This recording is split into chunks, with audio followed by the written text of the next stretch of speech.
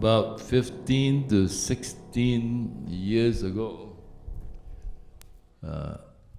I was in Florida visiting my son, and we went to a church, small church, and there was a speaker there, Dr. Neil Netley. How many people have heard of Dr. Neil Netley? Yeah. He wrote the book, Proof Positive.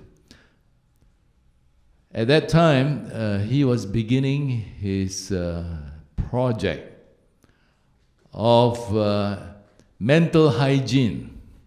You know, in Christianity, we talk about spiritual health, but if you look at the Bible, there's a lot about physical health. And some people don't realize that there's a lot about mental health in the Bible. And Dr. Neil Netley was speaking about mental health, and I was so taken in by what he said. It was so important. And he mentioned a book called Feeling Good by Dr. David Burns. I got the book, and I read it, and it was so helpful. Now you know that Dr. Neil Netley is into recovery from depression.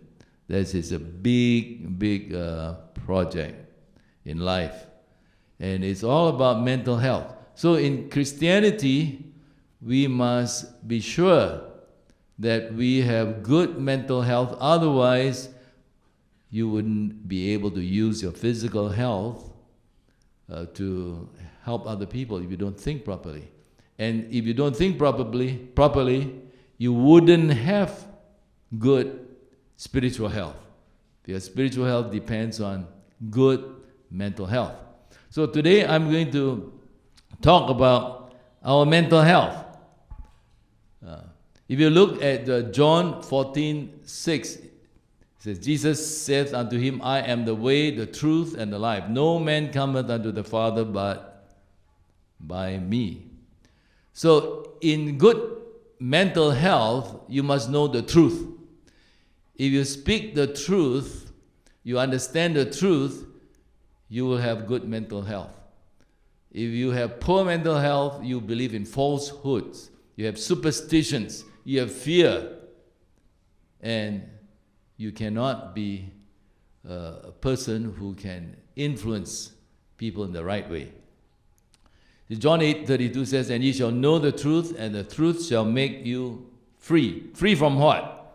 It's freedom from sin, from falsehood, blind spots, guilt, and depression. That's what truth can do. Jesus also said, I am the light of the world. He that followeth me shall not walk in darkness, but shall have the light of life.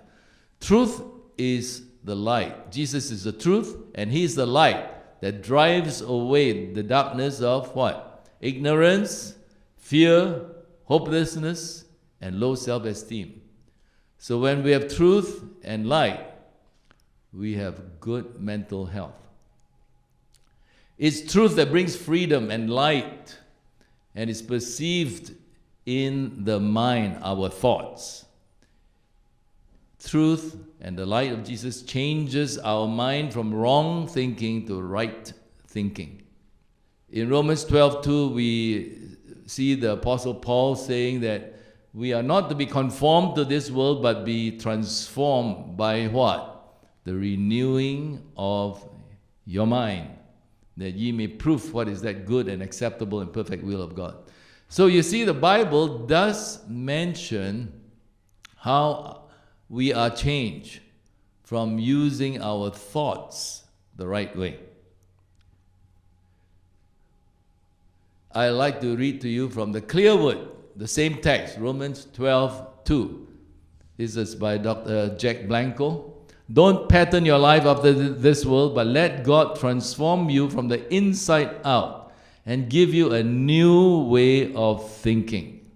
Then you will know what is good and pleasing to Him and what is not. So it's so important. God can change us through the way we think. What we think is going to be translated into what we do. What we do regularly becomes a habit. And a summation of our habits is our character. And certainly, our character determines what destiny we will have.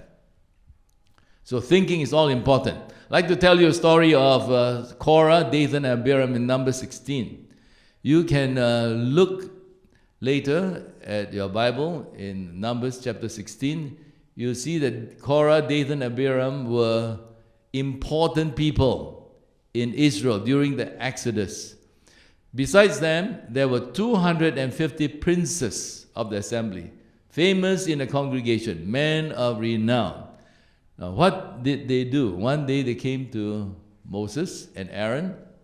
They gathered themselves against Moses and Aaron and said to them, "You take too much upon yourself, seeing all the congregation are holy, every one of them, and the Lord is among them. Wherefore, then lift ye up yourselves above the congregation of the Lord." So here comes Korah, Dathan, Abiram, and 250, all the top people of Israel. And they confronted Moses and Aaron. "You are arrogant. You put yourself as leaders of this people. We are all just as holy, just as capable." So there was a big rebellion. Now, if Korah, Dathan, and Abiram had thought carefully, they could turn the situation around. Many times we come to a crisis, we don't know where to turn to, we don't know how to solve the problem. And Dr. Burns, in his book, Feeling Good, tells us that there is a way to find out what the root cause of the problem is. Now we say, oh, it was a rebellion. But so, what do? One of the ways to solve a rebellion is find the root cause of the rebellion. And there's a suggested method called the vertical arrow method of finding out what kind of negative thinking is at the root of the unhappiness of the people. You can do that in your own life.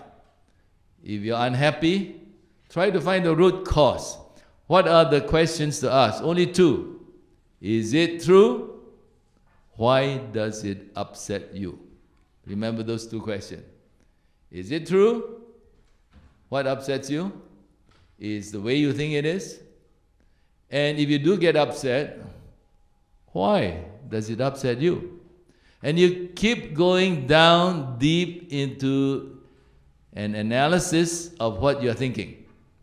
And it's not difficult. You don't have to be a psychiatrist or psychologist. Just ask those two questions of yourselves. And let's do it with Korah, Dathan, and Abiram. Now, this sermon is a bit different. I'm going to make you work. You have to put a thinking caps on.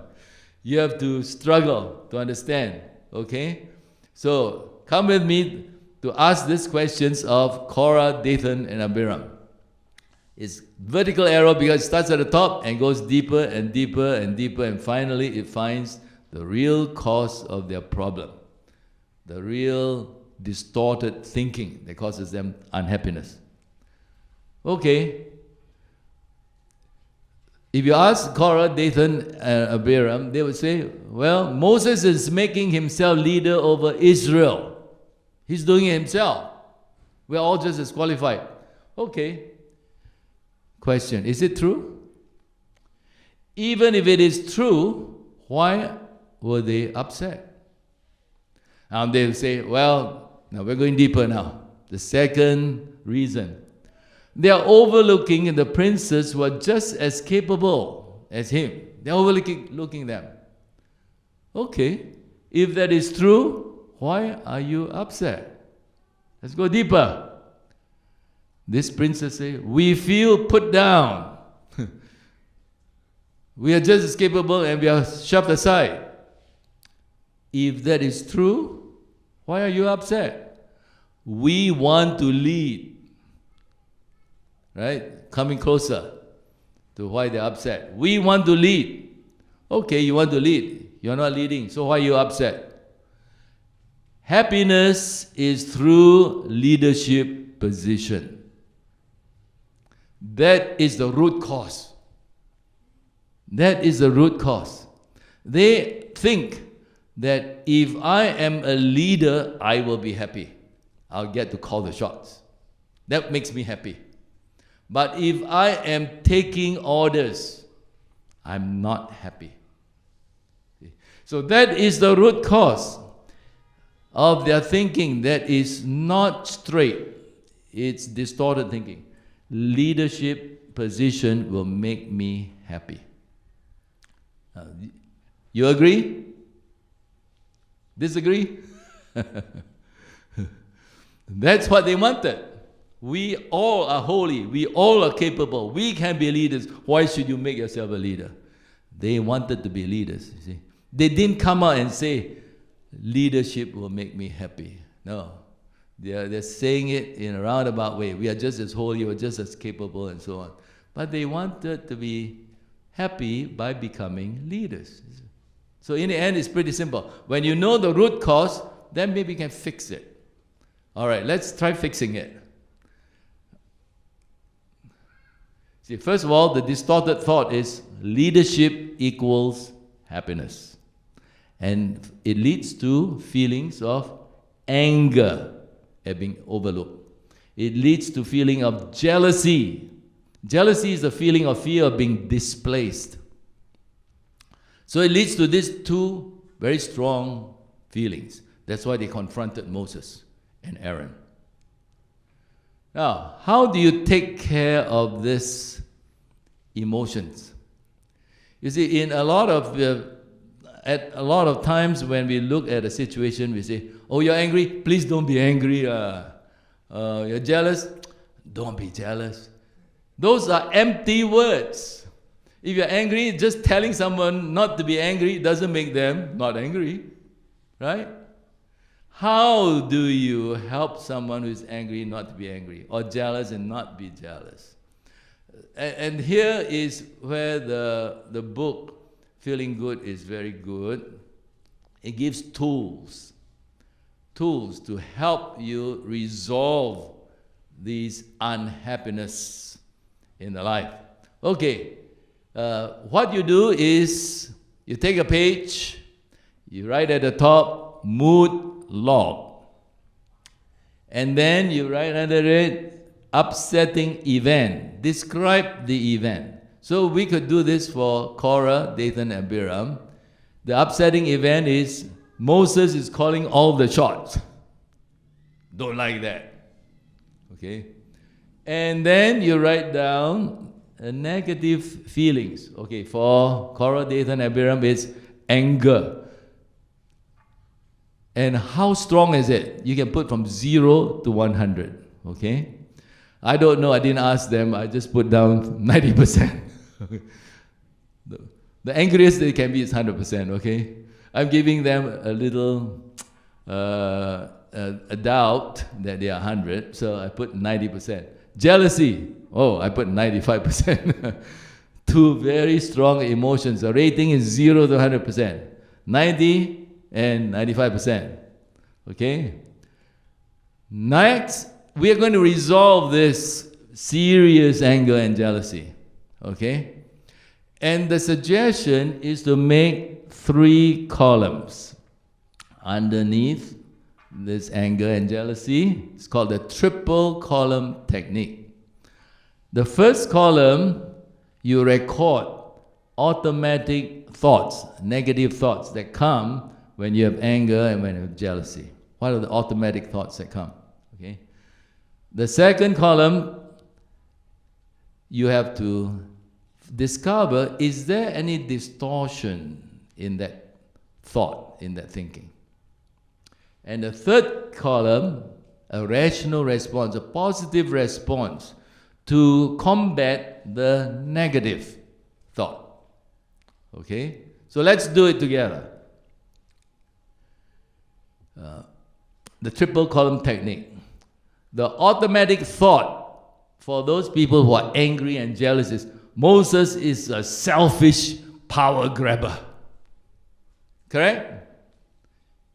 How come you make yourself higher than the rest of us? We're all just as good. So the automatic thought is that Moses is a selfish power grabber. Any disagreement? No? Now, when they do that, what kind of distorted thinking are they using? They're labeling. They're labeling Moses. Once you put on a label on a person, it's very hard to see the person in any other light. Unfortunately, in Malaysia, with our multiple races, I know the Chinese put labels on other races, Everybody else is a kwai, He's a devil. The Malay devil, the Indian devil, and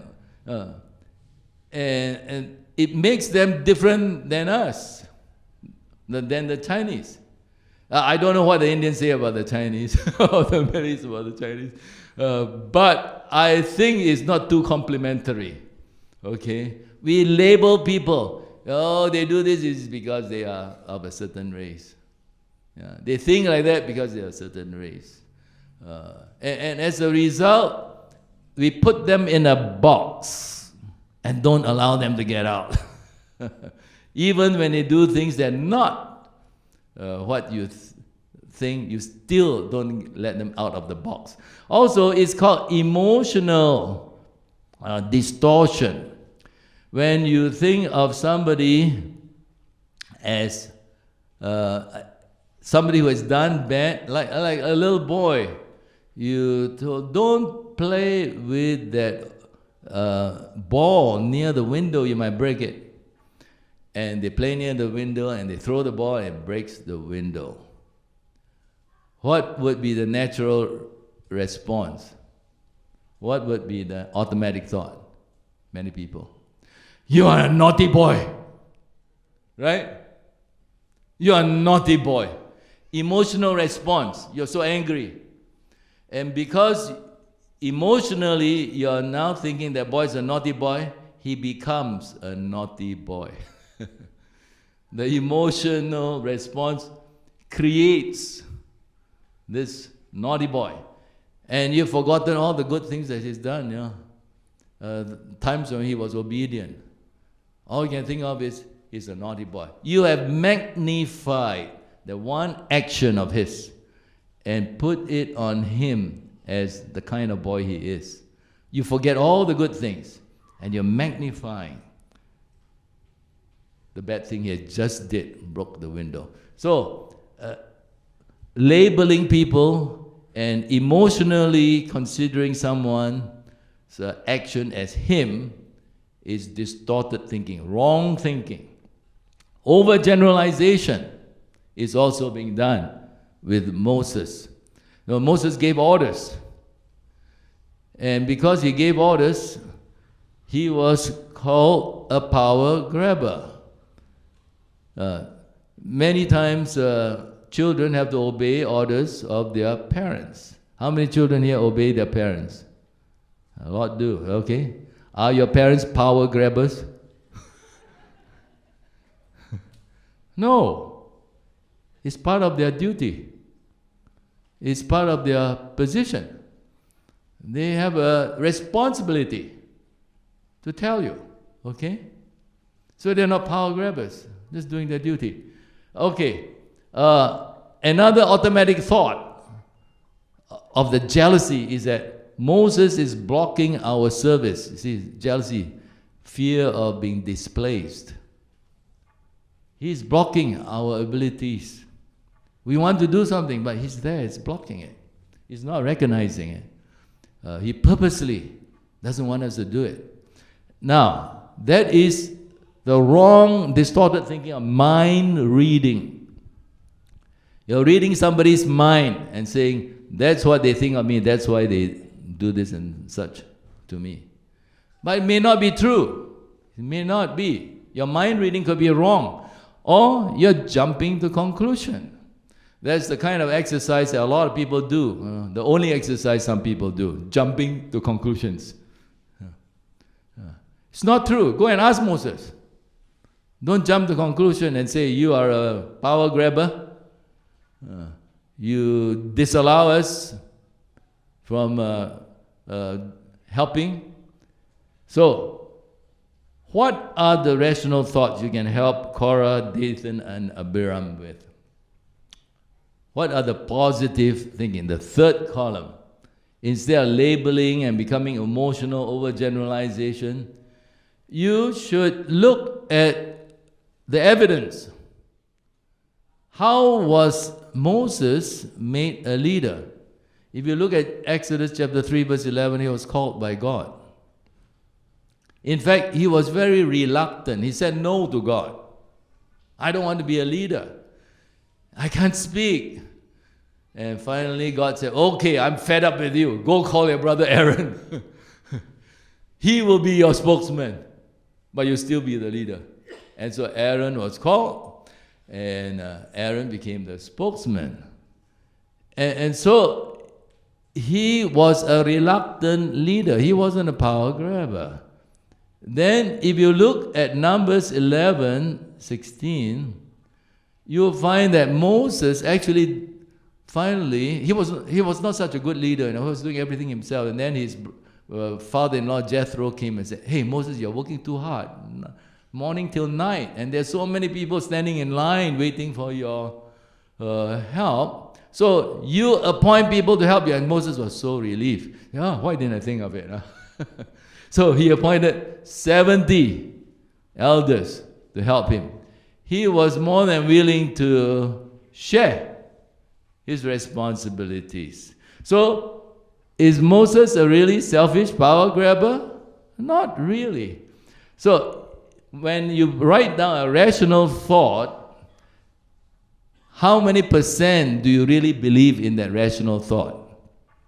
If you really believe 100%, then you go back to column 1, where at first you put that Moses was a power grabber and 90%. Now that you understand the situation more rationally, maybe you say, oh, Moses is not a power grabber after all, Maybe he's still a little bit difficult to approach. He may be a little arrogant. But I'll give him the benefit of the doubt. Now I'll say that he's power grabber only 30%. So that's how you resolve your anger. You find the good reasons, but you must believe in them. If you don't believe in your good reasons, the rational response, then that original automatic thought that you believe in will not fade into the distance. It will still be very in your face. Now, let's look at the jealousy part. Moses is blocking our service. But if you look at Exodus chapter 4, verses 24 to 26, Moses is obeying God. In that little section of Exodus, there was a story about how Moses was told by God, you go liberate your people from Egypt. And Moses was on his way. And suddenly there came an angel threatening to kill him. He was scared. Why? He had not obeyed God in circumcising his son. When a leader goes in God's name to do God's work, he must make sure that his house is in order. And he, being the leader of Israel, that was told, you use circumcision on your males as a sign that your nation belongs to me. He did not do that. And Zipporah, his wife, quickly circumcised their son. And the day was safe. So Moses had learned that he must be obedient to God in everything. And we know that when Moses made an error again later in life, he got angry, he struck the rock instead of speaking to the rock to produce water. He was not allowed to go into the land of Canaan. Being a leader, you're on a pedestal. You're at a different standard required by God. And so, Moses is not blocking the service of the princess. He was obeying God. God told him, you do this, he did it. You do that, he did that. Yeah. He was simply obeying God. He was not blocking people from doing things. He was not grabbing power. Okay. So, with that in mind, do you believe that Moses is obeying God? Let's say you believe 90%. Then when you look at the first column, it's no longer 95%. You may be dropped to 20%. Then you understand. Oh, I see. Moses, now I understand better. Now I'm not going to say that I'm jealous of you, because you have to obey God. Otherwise, you might even be killed by God, that experience that you had. So if you go look back at the mood log, now you can go back to the negative feelings, your emotional rating. Anger may now come down to 20%. Before it was 90%. Jealousy may come down to 30%. Now they understand the situation. So you have helped the situation by using the triple column technique. Instead of telling someone, oh, don't be angry, don't be jealous, you help them see what is the distortion in their thinking and what rational thoughts they can have, and reduce the stress, the anxiety. Knowing the root of distorted or negative thinking, we can correct the problem if we choose to, by counting the costs also. You can use the triple column technique, but if somebody says, I don't want to do anything about it, I'm happy, then you can't change. Perhaps then you can ask them, what are the advantages of retaining your negative thinking? Or are there disadvantages if you retain your negative thinking? Okay, let's look at the situation. If Korah, Dathan, and Abiram said Moses is a power grabber and we don't want to change our thinking, what advantages do they have? Number one, they don't lose face. Very important to Chinese, not lose face. If we change our thinking, then we lose face, you see. So if we don't change the thinking, they don't lose face. Number two, if we keep pressing Moses, he may step down. That would be in disobedience to God who has chosen him. But he may step down. And number three, we may get our way. We can become leaders, and leadership makes us happy. See? So that's the advantage of holding on to the position. But what are the disadvantages? Oh, number one, if we hold on to our position, we may be wrong. And if we are wrong, we may be fighting God. And that's a very difficult battle to win. Number three, God can punish us. Number four, we can even die. Like the experience of the Israelites during the golden calf episode. Many of them died.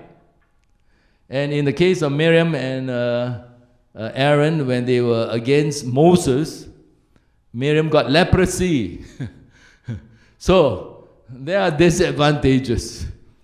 If the disadvantages are big enough, many more than the advantages, you got to change. I don't know what went through the minds of Korah, Dathan, and Abiram, but they did not change.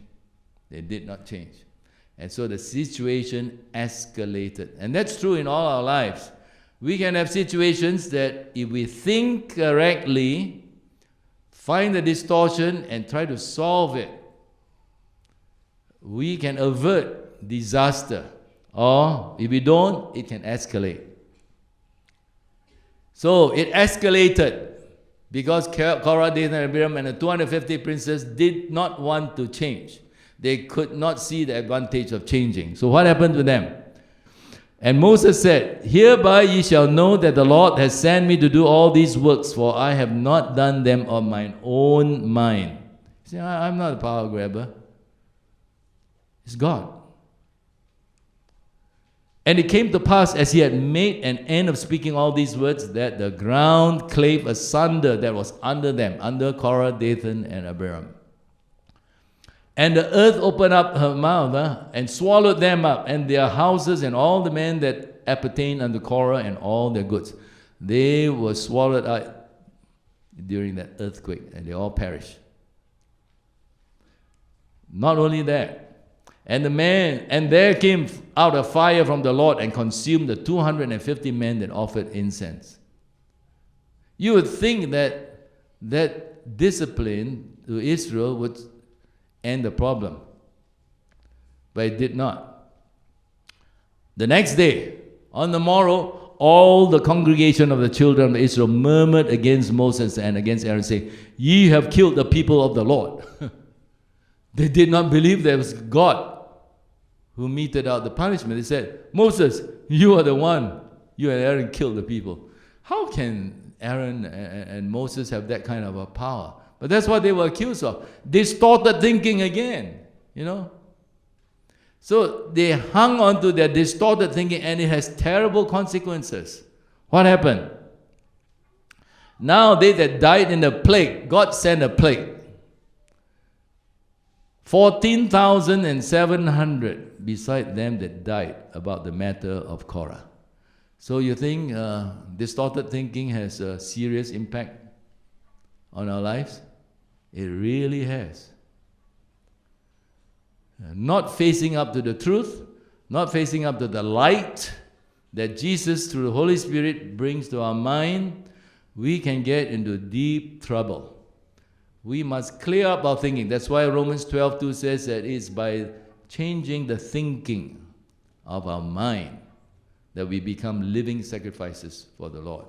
We have to sacrifice our distorted thinking, our favorite wrong thoughts.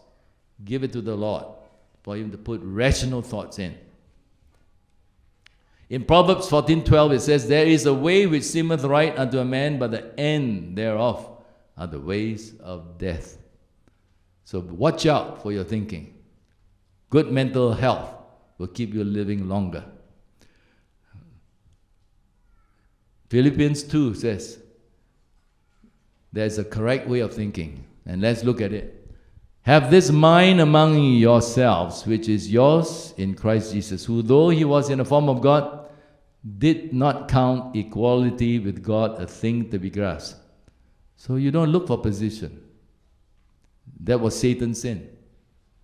He grasped the position of God. And we might not be grasping the position of God, but maybe some fellow worker, a friend, family member, whatever it is. Let's be humble. But emptied himself, taking the form of a servant. That's the lowest that Paul can think of in Philippians. Because the word servant, if you look in the concordance and the Greek dictionary, is slave. There's no lower human being than a slave in the time of Paul. So Jesus took on the form of a slave. Being born in the likeness of man, and being found in human form, he humbled himself and became obedient to whom? Obedient to God, unto death, even death on the cross. So my conclusion is that we must give up distorted thinking, but first you've got to identify it by the vertical arrow method, asking if it is true, why are you upset? Get to the bottom of it. And then identify your emotions, anger, frustration, whatever it is. And then go to the triple column technique. What are the automatic thoughts that you have when you're angry and so on? And are they distorted? And if not distorted, what is the right way of thinking? And then you can solve the problem. There are things like I mentioned earlier, discounting the positive leading of the Lord in Moses' life. They did that. Discounting the positive in God's leading of Israel through miracles. And magnification of something that is negative, so that it all becomes the engrossing interest in the mind. Moses is a power grabber, and they forget everything else. We must not do that. We must have healthy mental thinking, And then our Christian life will go forward faster in a better channel. That is my plea to all of you, and hope you remember something enough that maybe you'll be interested enough to get the book Feeling Good. And I'm not selling any books, okay? But I think it is a very good book that helps us understand how to interpret problems that sometimes we cause by our thinking.